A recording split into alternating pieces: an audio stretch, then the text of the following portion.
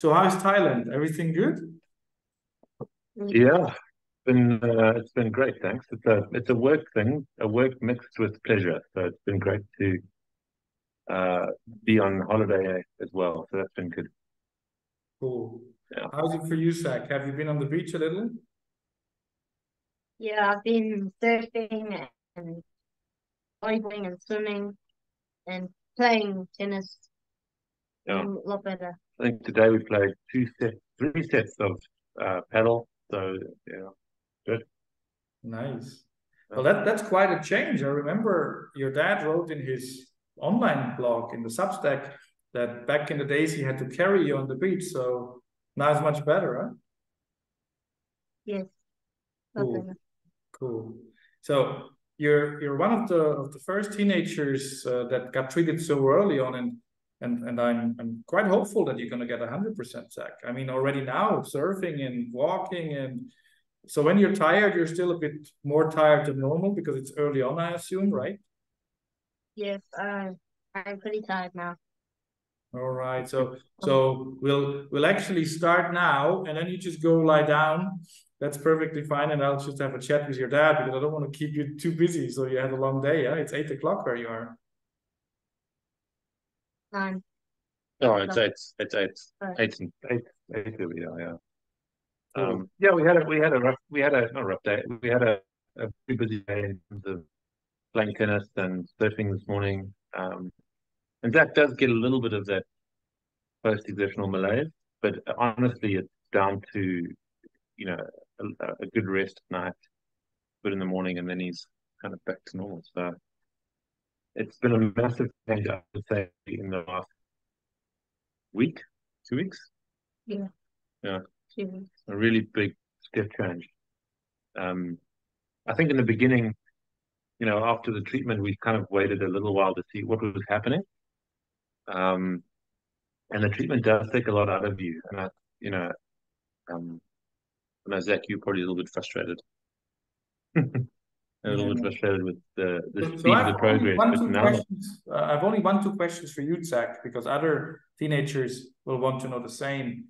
Was the catheter that you got in your neck, was that very painful or was it very bad? It was at first once they had put it in, it wasn't so the medicine was still working. But after 1 or 2 days, it wasn't really bad. It was just annoying because you had to sleep with it on and all the plasters keep on coming off. But other than that, it's not super bad. Yeah. But you're happy you did the treatment in the end. Yes. Yeah. So how was it for you, the whole thing? Like, you had to come to another country, you had to go to people you didn't know us before, and your dad and your mom were like, hey, we got to do this to try to make you healthy. How was it scary? Were you nervous in the beginning? Yes, I was very nervous when they were putting the catheter and also the trying to put the catheter in the leg. Um, when they told me that we were gonna go, I was kind of happy and kind of not because I thought it might be a chance that I get better, but also it will be pretty hard. So that's good. Yeah. And then how was it? Did you feel nice in the clinic? Did you feel comfortable or was it awkward because it's a clinic? How was it for you as a teenager? Was it okay? It was in the beginning when they clean it, it's just a little bit sore when they're touching and cleaning. But once they put the tubes on the catheter, it's not so painful. You don't feel anything. Cool. No, Were the nurses nice? Were they lovely? Were they nice with you? yes, the nurses were nice. Yes, I like the No. nurses. So it was not that bad being in the clinic for you. It was quite okay once you got used to it. Yeah, once I got used to it, it was fine. Yeah, I just got a little bit tired after the treatment, but then I regained a little bit of energy. Yeah, it's normal. I had the same too. So if you were in the shoes of another 13-year-old and his or her parents were the same as your parents and found this treatment, would there be anything that you would be able to tell them, like, not to be that scared because it's not that bad, or any things that made your treatment easier, like eating specific food or drinking something to make the breaks in between easier? Or is there any tips that you can give somebody who probably will go through this in your age? Yes, because I didn't have any appetite at the time, so I didn't want to eat anything. But the thing I did like most was I like fried rice, and I got lollies and sweet food stuff, and it was just that. Also, I like playing video games, so my parents let me do that when I was in the room and I was tired. So we did go out sometimes for lunch. Nice. But how's your appetite now? Is your appetite back to normal now? Are you better with food? So yeah, a lot better, but still have a little bit less appetite, a little bit. Cool. Yeah, you're also looking different than when you were here, actually. Maybe that's the surfing. Yeah. It was so cool having met you, Zac. And then actually a big hello and lots of hugs and kisses from the nurses and everybody here. I think we let you relax now. You've done an amazing job, but if you're tired, I think it's better to just avoid any post-exertional malaise. Thank you so much for talking to me, Zac. It's been amazing. Thank you. Bye-bye, Zac. Perfect. Bye. Rest well. Yeah, what a sweet kid you got there. Huh? Really. Yeah, he's been super brave. And I think if other kids are going to do this, I think you have to be realistic with what they're going to go through. And I think it comes with any big treatment. I think if you have any treatment where you have to go through a procedure, obviously it helps that the kids understand and know what they're going to go through now.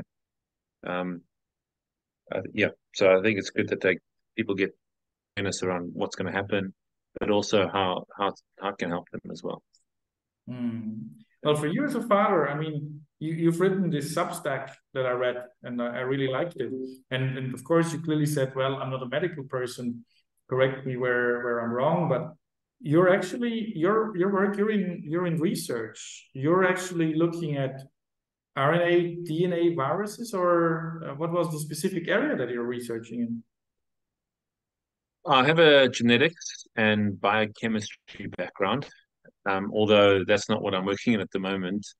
But that did really help with researching and figuring out what was going on.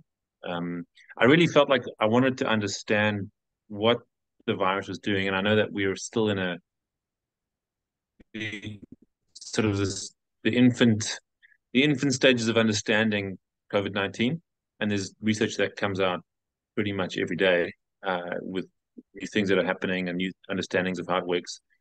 So I just really wanted to understand why, my son couldn't walk and why he had no energy, and figuring out what that was all about.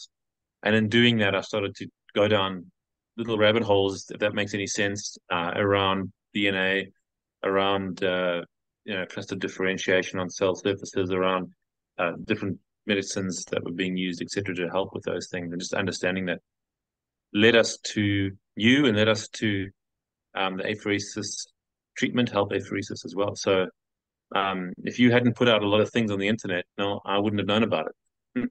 Cool. So it's good that you guys are putting out information. I was doing that after the patients because they changed my mind. I was like in a position that it's not good to put anything on social media and go out there. But then they said, well, but we wouldn't have found you if none of the people would have been speaking out. And you should go and do information campaigns, and so people find you. And that changed my mind because, as you know quite well, 3 months can be a long time in long COVID. So if somebody finds us earlier, takes the decision to get the treatment, it's always better if he or she gets treated in months 3, 6, 9 than in year 2 or 3, right? And that's why I changed my mind. And we're now actually doing information campaigns. And I'm quite happy with that decision because initially we didn't want to do any of that. But yeah, it's quite cool because actually Zac he's a different point now, is he? Well, he's almost back to normal. I was just saying to my wife tonight, it's so good to have my son back, surfing in the morning, playing tennis. He's a very active kid, and just loving having him almost back to himself. So it's great. Also, just back to a little bit about what you were saying in terms of getting information out there.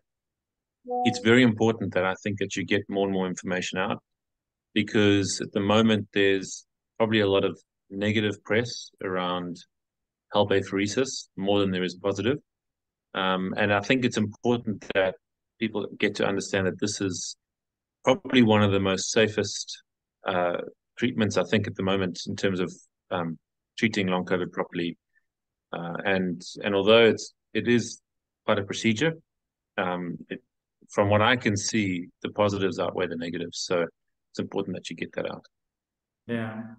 Well, I think, I haven't ever blamed any journalists, because it's difficult. Not a single journalist yet has understood which machine we're using. Far from what they're doing, what they're designed for, and what their official indications are. There's only a few hundred doctors worldwide, maybe less, that understand what Help Apheresis does, what it is. It's very difficult, so I can't really blame them and say it's their fault. There's just a lack of understanding. Apheresis is a small area, and Help Apheresis is a very small sub area. So this is it's just such a small area in medicine. I just don't think they have a chance of really diving deep into it. Having said that, it's been researched since 40 years, and it's been used in a lot of conditions. It's used for multiple sclerosis in Germany. It's used for smoker's leg, for dry macular degeneration, for people that have blood vessel problems, that have strokes, transplants that don't do that well, heart transplantations, etc., etc. So it's been around quite a while, but as Dr. Jäger stated, it's actually almost exclusively been used in a last resort setting, right? So only people that don't react to medication, don't react to other treatments, they will receive this treatment. And it's pretty similar with long COVID, to be honest, right? A lot of our patients, they've tried everything. They come here, they spend a fortune on treatments where they had no benefit, and then they try this as a last resort treatment. And I think, to be honest, so far there's only 2-3 treatments that are anywhere near as strong as Help Apheresis, but to be honest, I don't think there's ever going to be in the next 2-3 years. Dr. Bücke said that in one of his videos lately. We're not going to be able to find treatments with such a strong impact on the health of somebody with long COVID or post-vac in the near future. I wish we would, because, costs and accessibility. But I think it's going to be hard, because there is very few treatments that remove microclots, inflammation, autoantibodies, cholesterol, that basically give you 20% more microcirculation, that reduce the viscosity of the blood 10%. So it's all about this extreme selective approach of precipitation, right? The heparin used and turning the plasma into an acidic environment. And that's unique to this machine. There is no other machine who does that, Yeah, and Markus, I think that's really the same journey that we went on, except that what we did was we set out very specific timeframes. So we did a lot of time researching the different natural remedies for long COVID, and some of them really work. Some people respond really well to those. But we put Zac on those particular medications, and then looking at the research, we're saying, well, if we haven't seen a significant improvement in these 3 or 4 weeks, we need to try something else. And that's how we started to escalate until sort of the 4 to 5 month mark. We said we have to pull the trigger basically on Help Apheresis, because clearly the other things are not working. And you would know there are different, as you mentioned, there are the treatments. Some of them are not that safe. Triple anticoagulation therapy is great. I've heard it's had really good benefit to some people, but there really isn't a lot of research on that in children either. So, we really wanted to use something that we felt was a bit safer. And yes, I think you're right. That very selective process is the one way that you can actually get to the root cause or closer to the root cause of long COVID.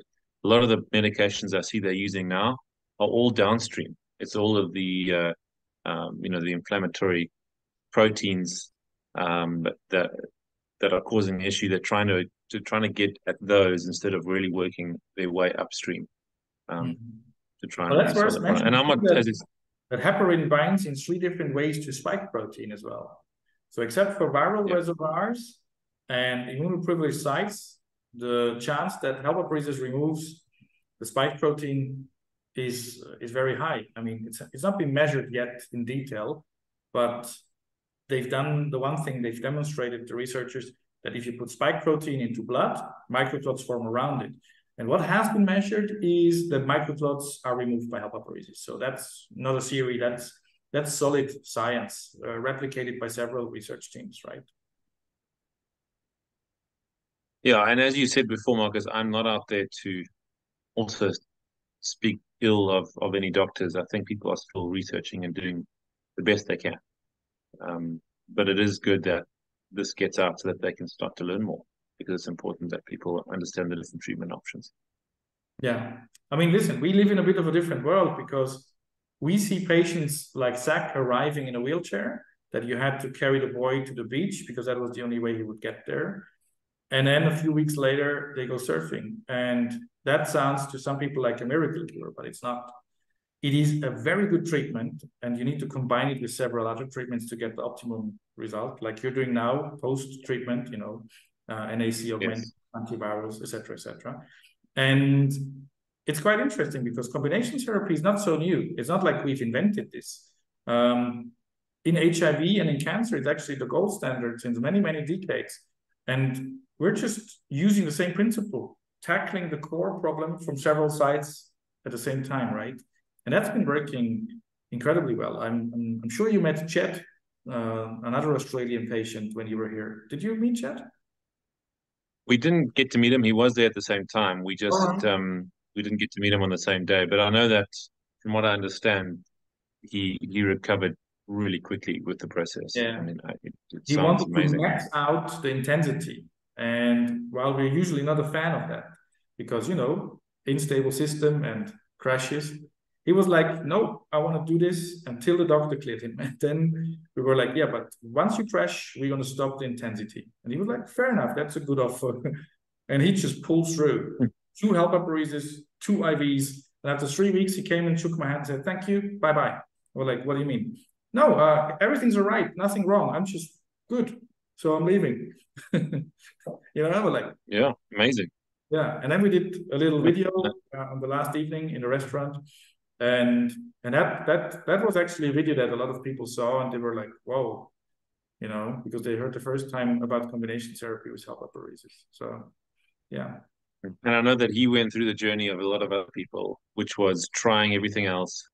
And as I said before, we're not speaking ill of anyone, but not getting sufficient help from the medical fraternity, and then turning to something which is considered slightly fringe, and then ending up having an amazing effect.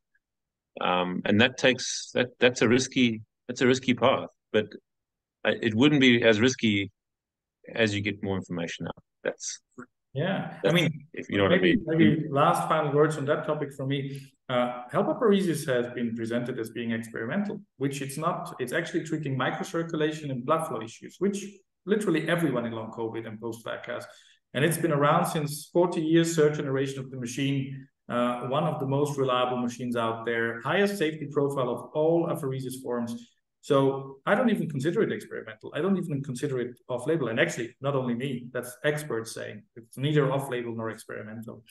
But as I said, and as you said, in the medical world, now there is a few trials and there's a few studies out, but they will firstly bring this to mainstream medicine when there is large random controlled trials, double-blind, etc. And I don't think that's going to happen, because I wouldn't know of any doctor who would do sham apheresis to a person that ill, because they think it's ethically wrong. So I don't think we're ever going to see those big trials, right? But I don't think that the double-blinded RCTs are the only way. and neither are biomarkers.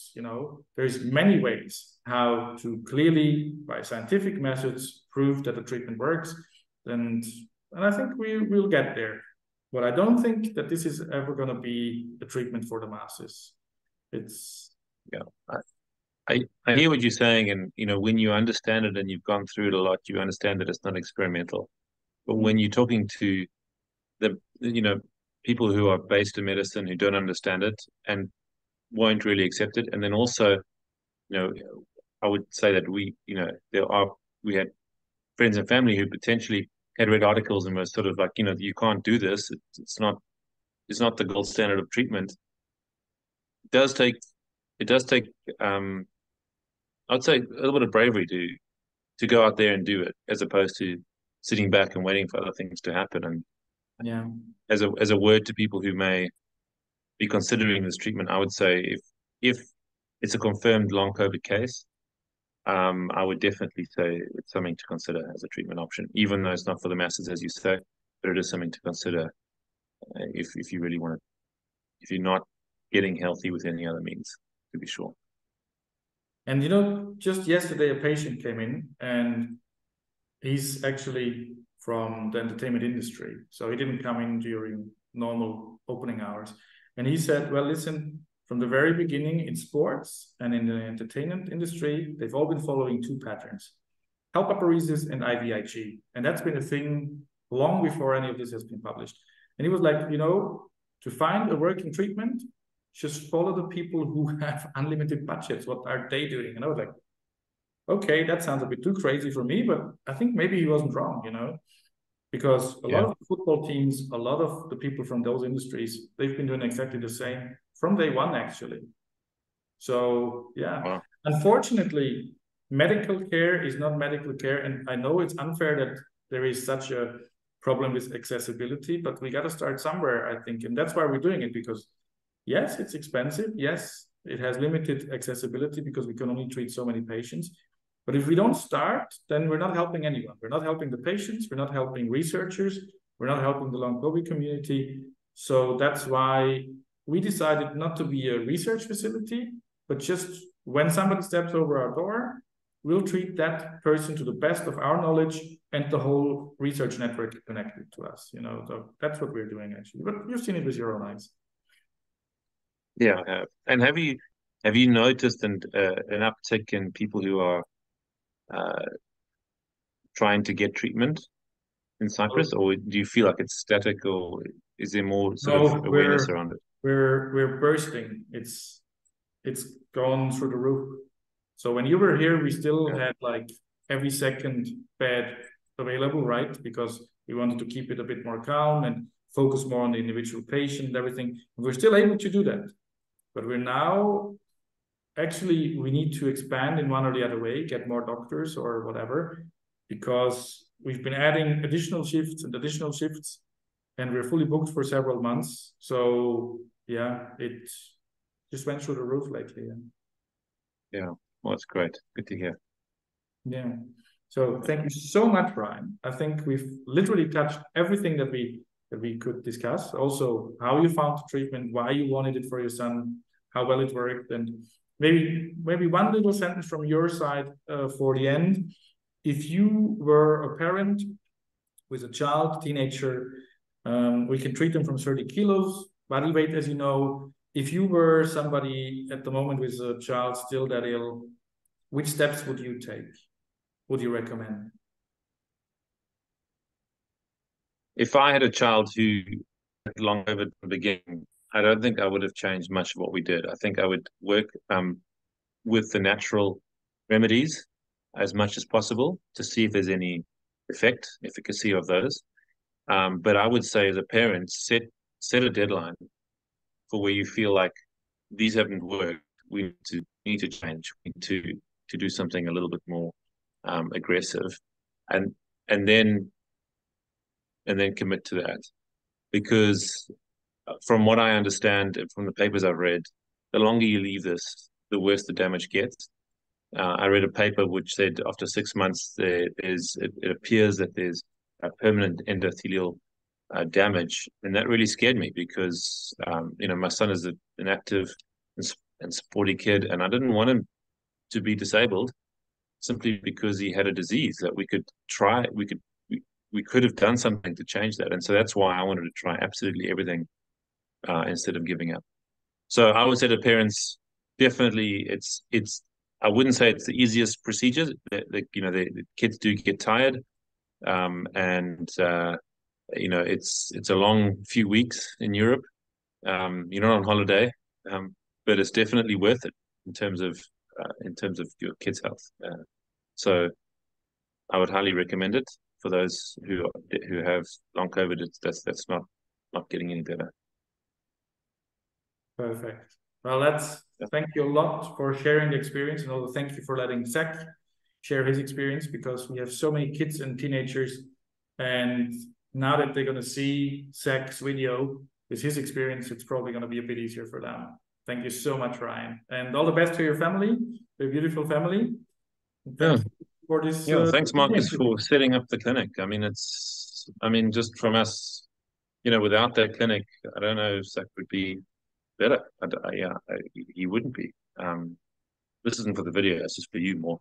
Just to say, it's wonderful that you guys have done this, and it's. I hope it'll change a lot of people's lives, and I hope that medical fraternity embraces it more, and maybe in 5 years' time, hospitals all over the world will be treating long COVID patients like this. COVID is not going away, and so I assume long COVID is not going away either. Unfortunately not. So, I can push the red button tomorrow. Love to go back to my old job, close for good, but I'm afraid that's not going to happen. Yeah, for sure. Thank you so much, Ryan. Cool. All the best. And thanks, Markus. Thanks for chatting. Bye-bye. Cool. Ciao, ciao. Cheers. Bye.